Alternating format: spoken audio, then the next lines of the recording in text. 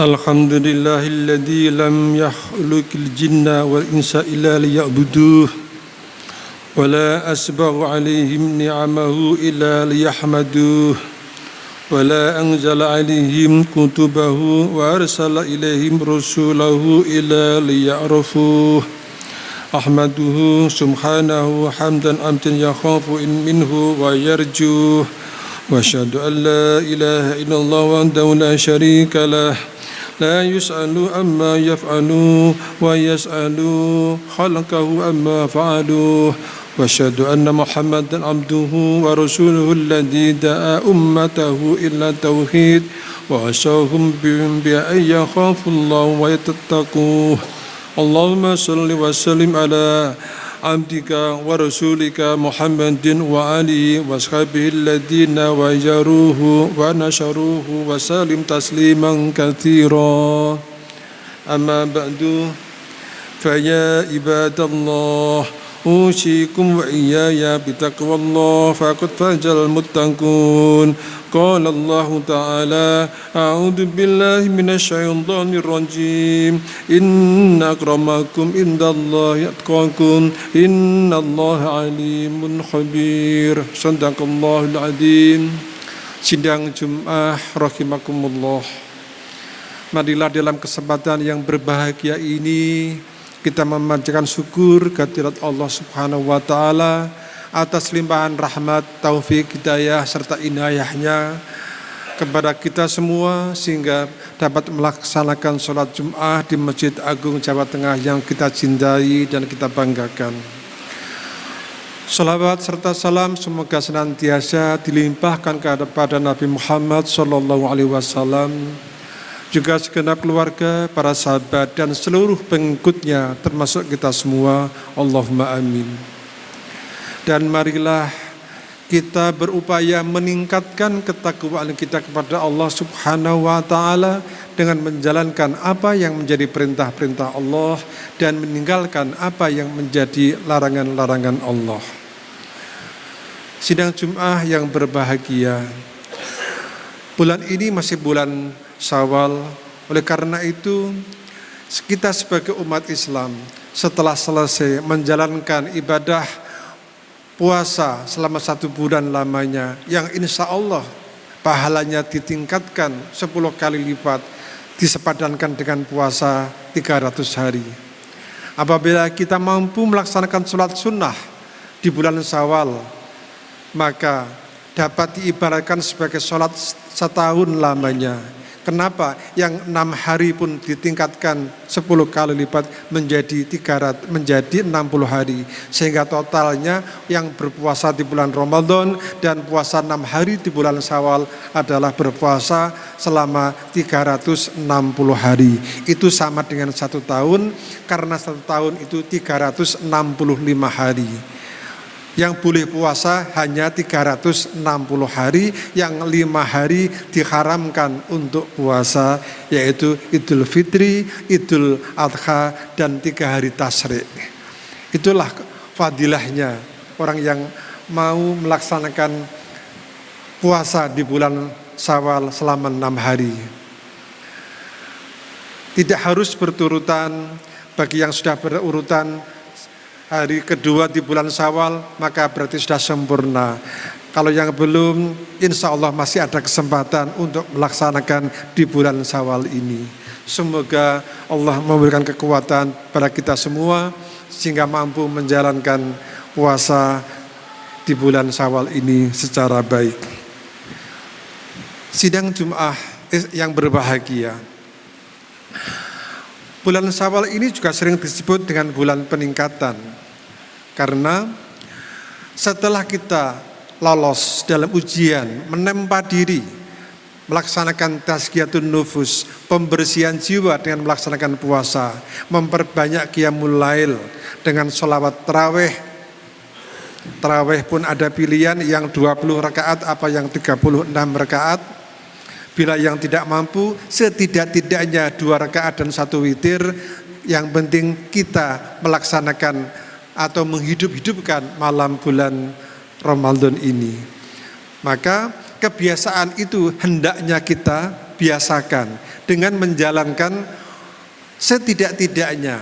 Kalau bisa qiyamul lail 8 rakaat sama 3 rakaat witir itu akan lebih bagus. Kalau ada keraguan-raguan karena kita capek, maka kita laksanakan 2 rakaat menjelang tidur dan witir 1 rakaat.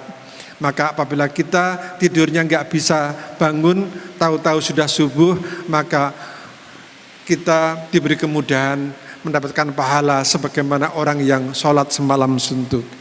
Itulah kemudahan dari Allah, rahmat Allah, kemurahan dari Allah atas umat Muhammad.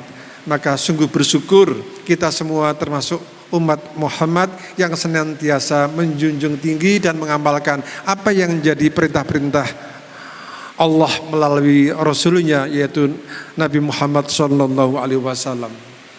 Sampai ajal menjemput kita, kita senantiasa akan menjaga akidah iman Islam kita sebagaimana yang dianjurkan dan diajarkan oleh Nabi Muhammad SAW.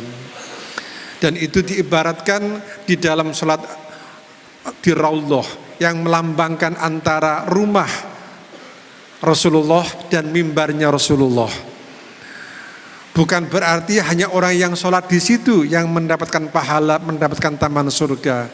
Tapi inti atau hakikat dari Raudhah adalah orang yang senantiasa menteladani kehidupan Rasul dan menjalankan apa yang menjadi perintah Rasulullah. Orang inilah yang berhak mendapatkan taman surga sebagaimana disimbolkan di dalam kitab Raudhah ini. Bulan ini pun juga kita harus senantiasa menjaga silaturahim kita. Karena silaturahim ini memperkokoh kesatuan umat sebagai umat Islam, setidak-tidaknya sebagai umat yang tinggal di satu negara kesatuan Republik Indonesia. Kalau kita mampu melaksanakan dan menjaga tali silaturahim, ada sebuah hadis yang diriwayatkan oleh Hakim dari Abi Hurairah, "Salatun man kunna fihi hasabahullahu hisaban yasira wa adkhalahul jannata tu'ti man haramaka wa ta'fu amman dolamaka wa tasilu man qata'aka." Ada 3 perkara yang apabila orang tersebut mampu menjalankan, maka Allah akan memberikan hisab yang mudah dan akan dimasukkan ke dalam surga. Yaitu orang yang berkenan atau mau memberi orang yang menghalangi atau tidak pernah memberi sesuatu kepada kita. Yang kedua, orang yang mau memaafkan terhadap orang yang mendolimi kita. Memang ini bukan perkara mudah. Orang yang menyakiti kita tanpa dia minta kita sudah memaafkan. Dan yang ketiga adalah orang yang mau atau berkenan menyambung silaturahim terhadap orang yang memutuskannya.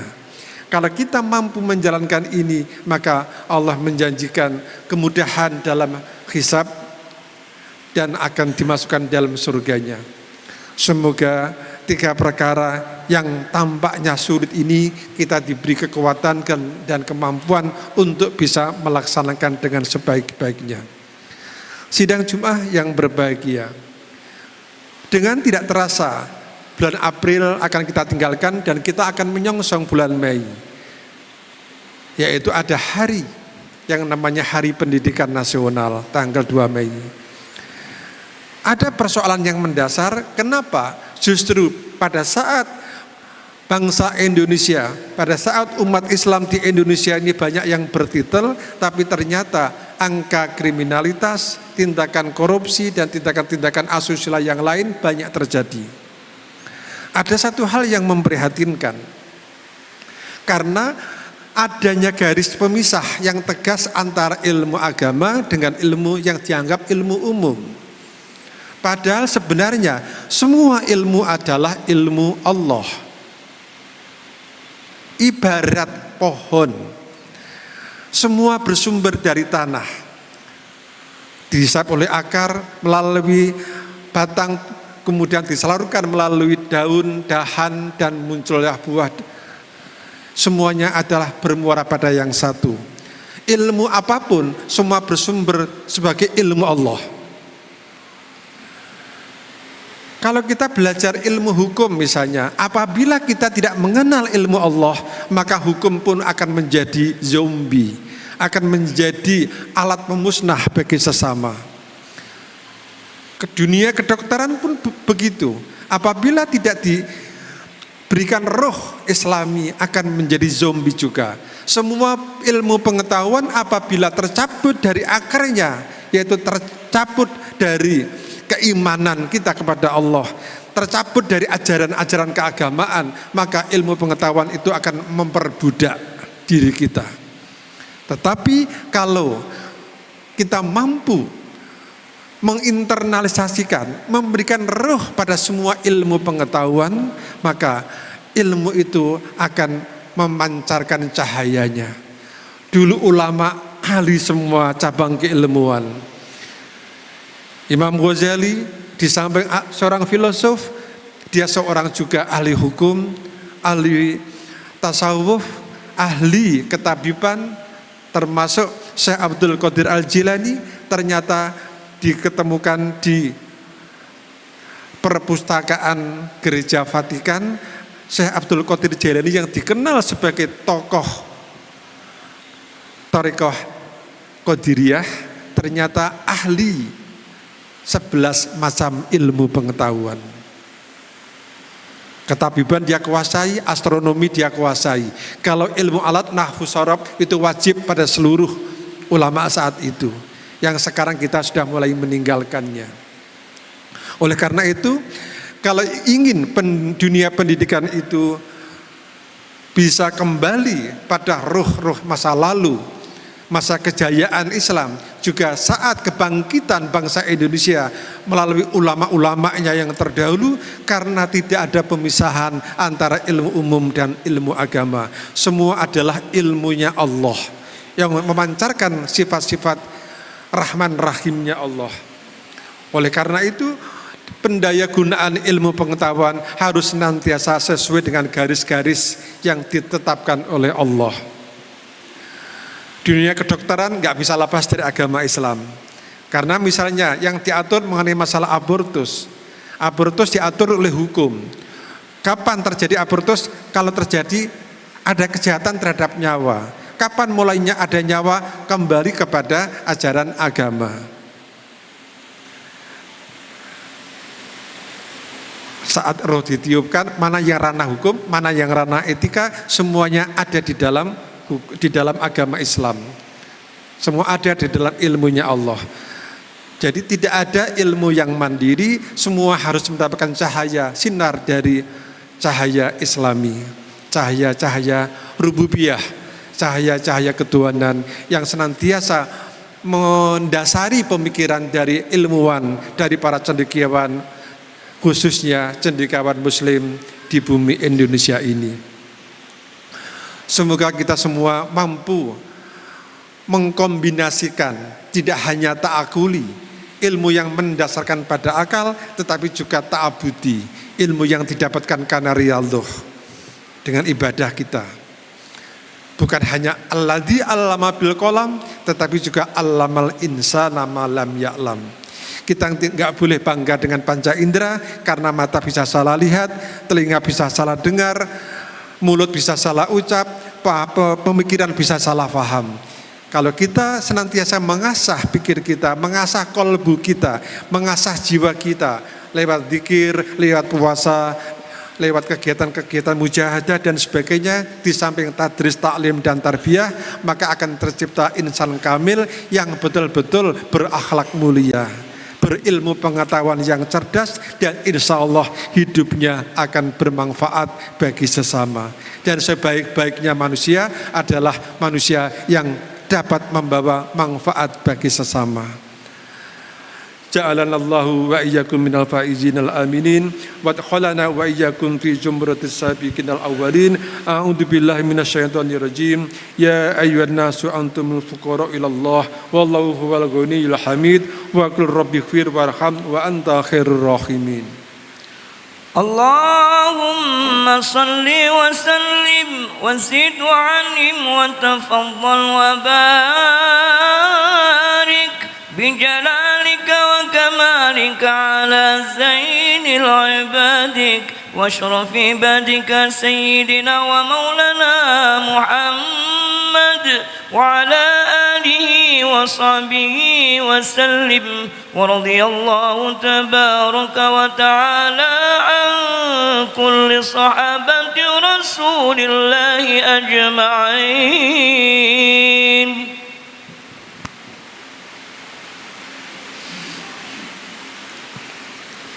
Alhamdulillahi ittiba'an lima amar wa asyhadu an la ilaha illallah wahdahu la syarikalah irwaman liman hajja jahada wa kafar wa asyhadu anna Muhammadan abduhu wa rasuluhu sayyidul bashar. Allahumma salli wa sallim ala sayyidina Muhammadin sallallahu alaihi wa ala alihi mattasalat ainun binadhar. Amma ba'du, fa ya ayyuhan nas ittaqullah innallahu amarakum bi amri abada'a fihi bi nafsihi wa tanna bi malaikatihi wa ayyahal bil mu'minin min ibadihi faqul azza min qail innallaha wa malaikatahu yusalluna 'alan nabi ya ayyuhalladzina amanu sallu 'alaihi wa sallimu taslima. Allahumma salli wa sallim ala sayyidina Muhammad. Allahumma salli wa sallim ala malaikatikal muqarrabin wa anbiya'ikal wal mursalin wa li ta'atika ajma'in ma ja'ana minhum bi rahmatika ya arhamar rahimin. Allahumma ighfir lil mu'minin wal mu'minat wal muslimin wal muslimat al ahya'i minhum wal amwat innaka sami'un qaribun mujibud da'wat. Allahumma ij'alil qur'ana lana fid dunya qarina wa fil qiyamati syafi'a wa fil qabri munisa wa la sirati nura wa ila jannati rafiqa wa minan nari sitra wa hijaba wa ila khairati kulliha dalilan wa imaman. Rabbana min ladunka rahmah wa hayyi lana min amrina rasyada. Rabbana atina fid dunya hasanah wa fil akhirati hasanah wa qina adzabannar.